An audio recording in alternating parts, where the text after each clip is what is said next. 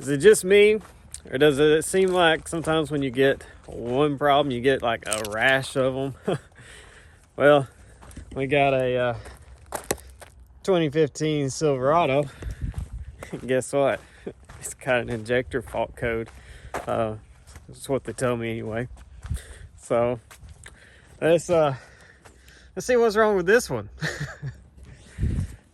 Man, injectors.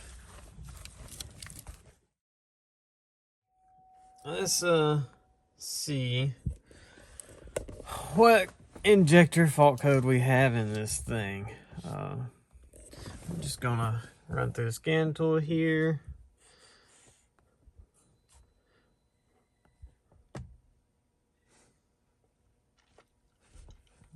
Let this thing auto VIN. There we go. And we're just gonna do a whole pre-scan because I like pre-scans. I like to see every code.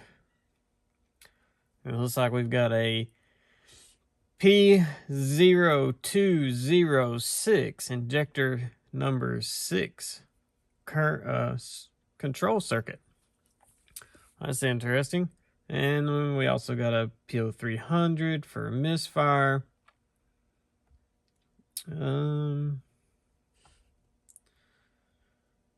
Probably not anything else really important.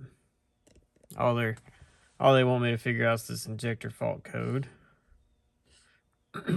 So what have we learned from past experience? Check that engine ground. I actually don't know any history on this truck. I don't know if they've worked on it or not. They just brought it to me and said it's got an injector fault code and wanted me to figure that out. So let's do some checks, see what we can find with this thing. Okay, so if you remember from my last video, we know that from the big pin straight over, these are injectors on this side. They're in pairs. So you've basically got one side of the injector and the other side. So you got 1, 2, 3, 4, 5, 6, 7, and 8. I don't remember exactly which way they're pinned. You know, it's like, I don't remember if it's 1, 2, 3, 4 like in order. I just know they're in pairs. So we're gonna get the ohm meter here and just kind of run through these real fast. And I've already got my leads calibrated, as you can see when I touch them together. 0 ohms. So let's just kind of quickly run through these and see if we can get a baseline of what these should be with the engine cold. So there's 1.1.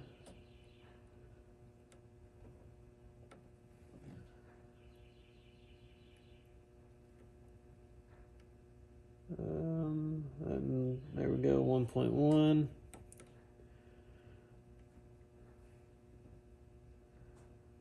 Various is a little slow at this, but it's getting there. So far we're all 1.1. So it was 4. This is the 5th one.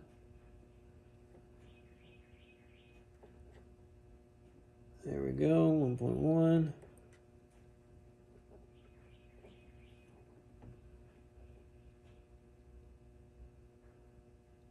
That's an anomaly. 1.58. Okay. 1.1. 1.1.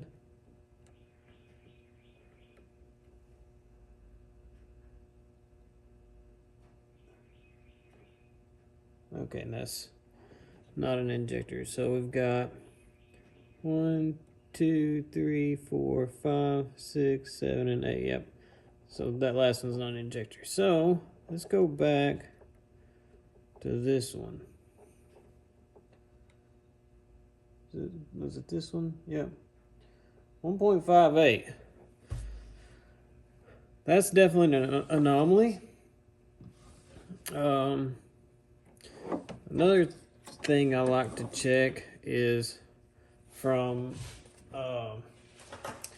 ground to each one of these. So I'm just going to take my lead here. I'm going to clamp it on the valve cover over there. I don't know if y'all see that or not. Let's go. Can you see it down here? Yeah, there you go. You can see it there. And just going to run back through all these and make sure none of them have any kind of connection to ground. So that's OL, OL. There's 4, 5, 6. Oh, look at that. It shows 1.5 million ohms. Nothing. So that should be 8. So that is also the same one that we're reading 1.5 ohms. So we've actually got an injector circuit. It's not technically a short to ground because it's not going directly to ground, but it does have a path to ground, which is bad. It's not good. Let's see. And you can go to both sides of it and you're going to see pretty much the same reading because we know the coil through the injector is still good. So you can see this on both sides of the control wires. So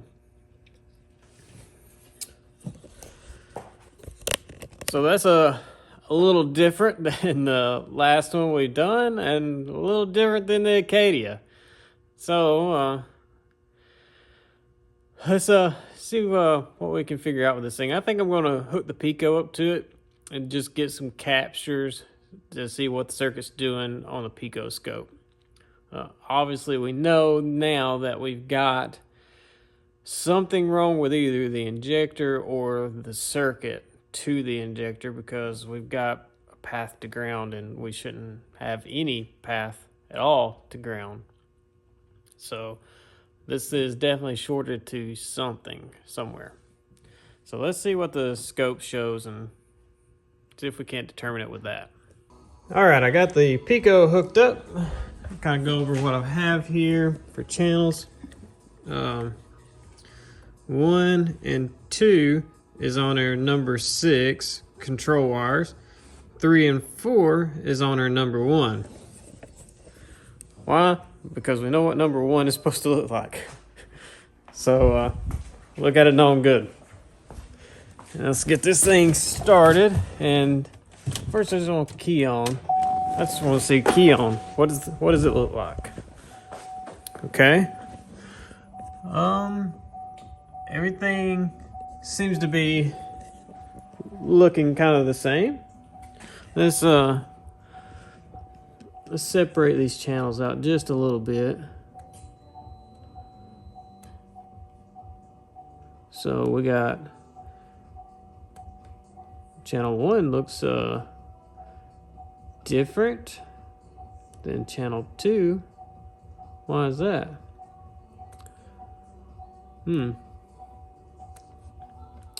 So we're already getting somewhere. Let me make sure channel 1 is back probed good.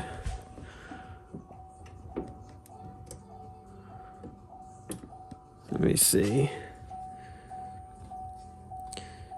I'm just trying to unpin it out and go back in it. See if we get anything different. And we don't.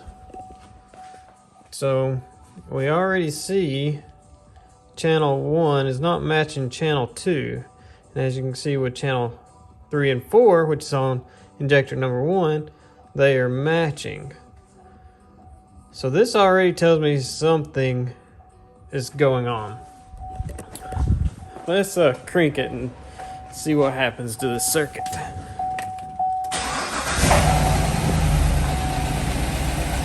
Okay. That's interesting. I think I'm not back probe good. Let me get another back probe. Back probe was the issue. Now we've got something matching up here. And really, I'm not seeing a whole lot of difference between the two. But let's stop this, turn the truck off, and we'll look over these waveforms and see if we can spot something in these. We got number 1 here. We know this one's a good one. Okay. And looks a whole lot like the other truck that we did, where we've got our, let me turn this off, where we've got our 65 volt turn on, like to open the injector here. Okay, and then it gets turned off and switched over to a 12 volt or battery voltage to hold that injector open. So this all looks good. And the cool part about these is you can actually see the pintle movement right here when it closes. Let me turn the low control back on. We'll turn the high off. So as you can see, we've got our pull to ground. And this is when it turns off the 65 volt, basically switches it over to the 12 volt. And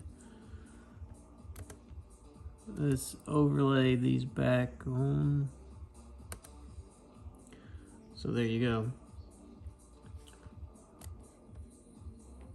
Get a little more detail in here.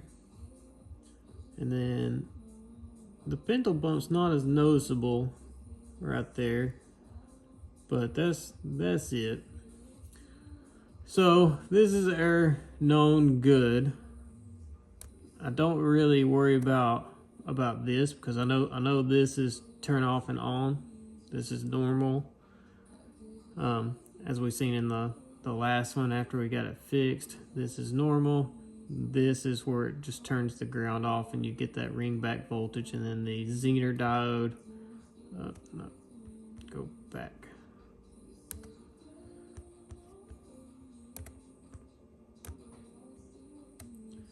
Then you get the Zener diode cut right here, just like you would on the actual ending here. You see, so this is turning the injector off. You getting your ring back voltage, but this is cut with the Zener, same as here. All right, let's go up and look at our other trace. Let me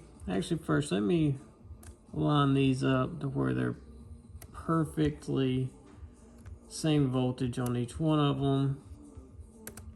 So we're zeroed. As you can see, this is matched up perfect, which should be like a 5 volt bias. Yep, there's our 5 volt bias that we seen in the last truck.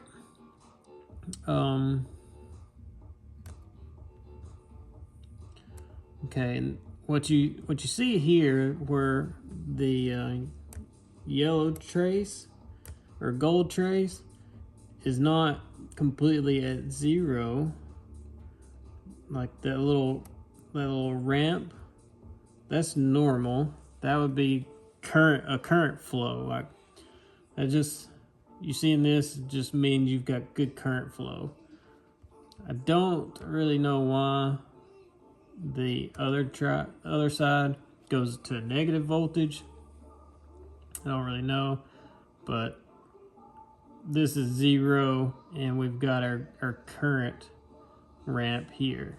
So if we had an amp clamp on here, we'd see our inrush current kind of mimicking this, and then over here it kind of stabilizes. So all this looks good, because this is a known good injector right here. So let's get over here to our fault injector. And I'm going to do the same thing where I basically stack the voltages on top of each other. There we go. And everything looks pretty much the same.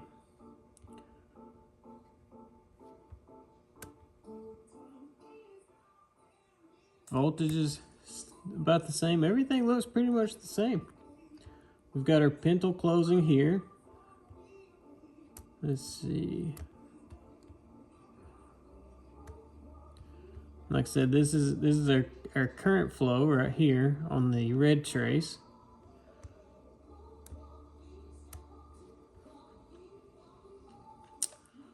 It's kind of interesting, we can't really see what's causing this. But we definitely know that we've got something wrong with this injector. Unless I'm in the wrong ones. Unless I've miscounted and I've pinned in the wrong ones. Let me double check this. But I'm pretty sure I'm in the right one. Let me pull it up and double check, make sure I'm in the right pins. So yeah, according to our wiring diagram, injector 6 is violet, and it's on pin 67 and 47. And so 67 would be violet, and that is what I'm in. There we go.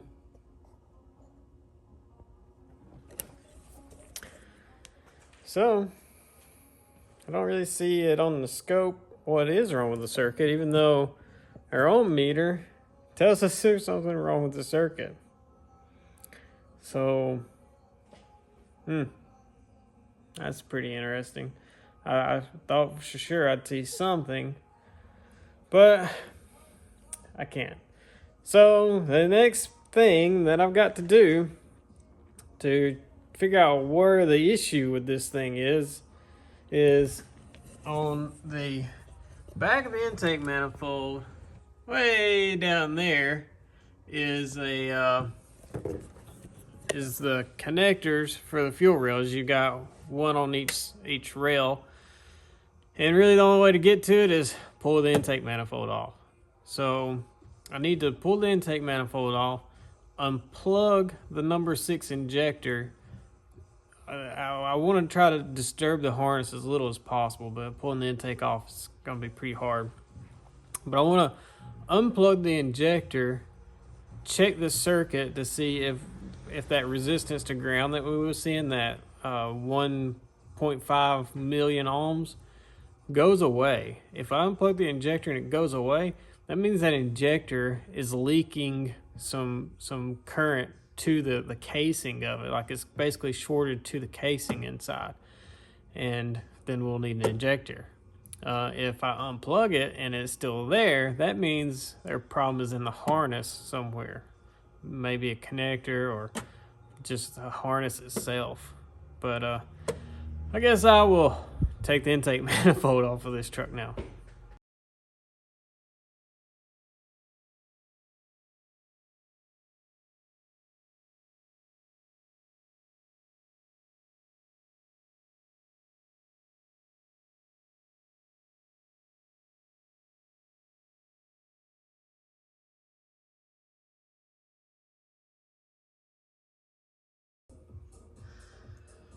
Okay, so got the intake off, and I left the meter hooked up here to where I'm in that number 6 injector, and then grounded to the cylinder head there.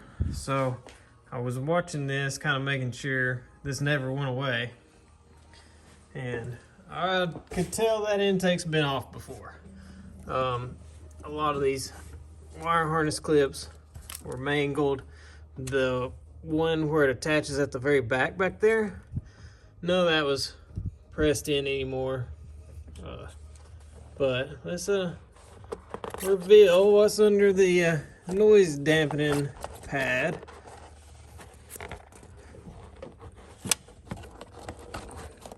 Come on.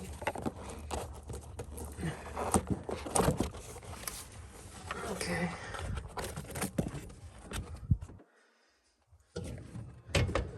Got that off. Still got our ohm meter. Let me start this recording again. So, still got our ohm meter going. Still have 1.4 million ohms of resistance. And you know GMs, you know this is cylinder 1 on the driver's side.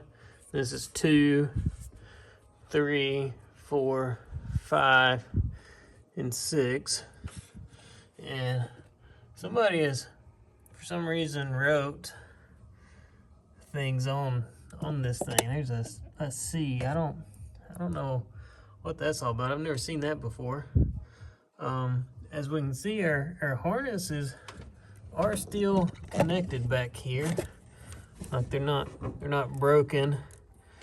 Like I kind of showed before, like these things get broke off and they fall down on these bolts and ground out. But them are all together. These rails have been took out. I can tell by the bolts. The bolts have been taken out. But this is our number 6. That would be our number 8. So let's unplug this and see if our resistance goes away.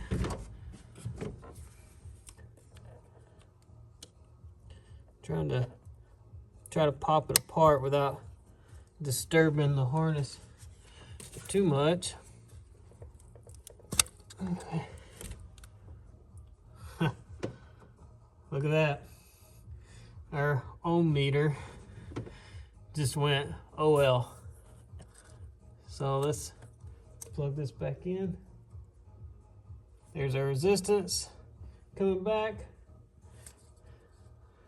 Unplugged. Here we go.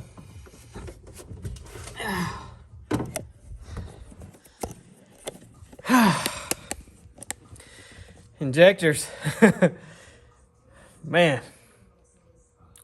So, I guess we'll be getting an injector for this thing. And of course, fuel lines. These fuel lines have been replaced. Also, I'm pretty sure it's not near as dirty. So, whoever had this apart did replace these. That's right. But sadly, they'll get replaced again. And along with that injector. I almost messed up. I almost missed something.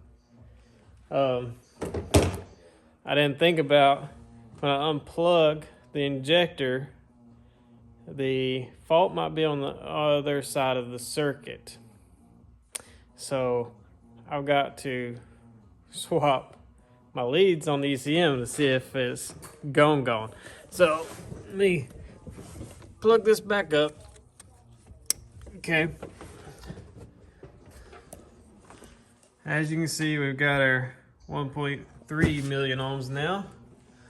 So if I now unplug this, if I can grab it again, goes away. So let's swap our pin here. Okay. And we're still gone. Let's plug this back up, make sure I'm in the right pin. And there we go.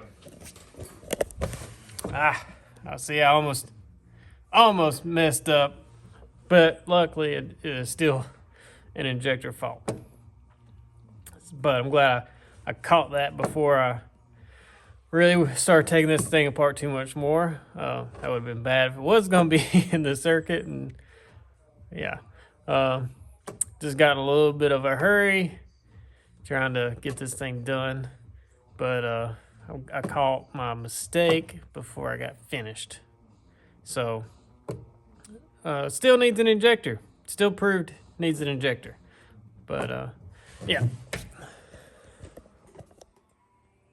Little bonus verification. Just alligator clipped to the housing, one lead in, and there we go. So if we swap our lead to the other side, we still get, yeah. So confirmed yet again, bad injector. Well, not as exciting as I was hoping. But the scope let me down a little bit, I'm not gonna lie. I really was hoping I'd see something in the voltage trace, but no. I guess that resistance is just too high for it to really show in the voltage traces.